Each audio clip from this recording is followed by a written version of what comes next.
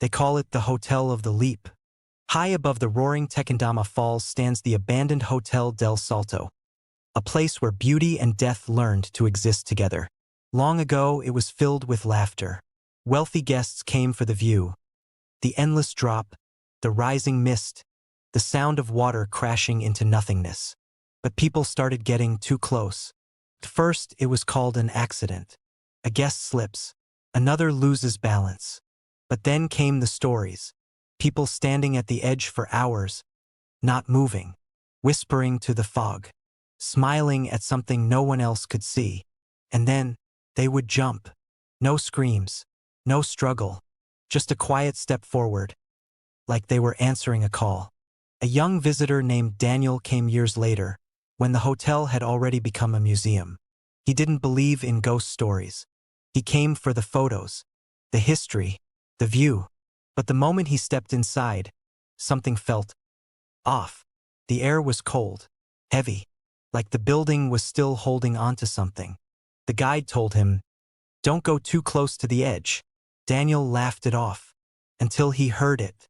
A whisper, soft, faint, behind him. "Daniel!"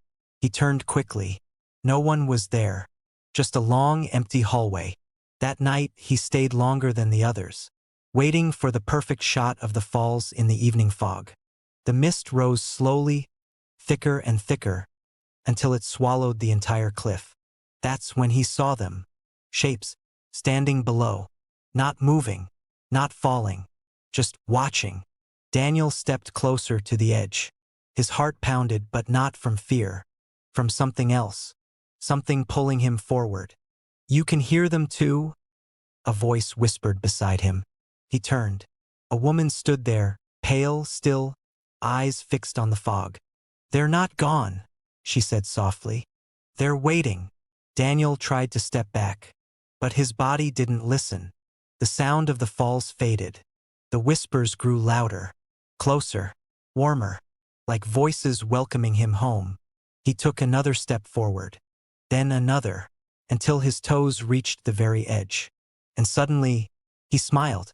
The next morning, his camera was found near the balcony, still recording. The final frame shows nothing but thick white mist and faint shapes below, looking up, waiting for the next person to listen.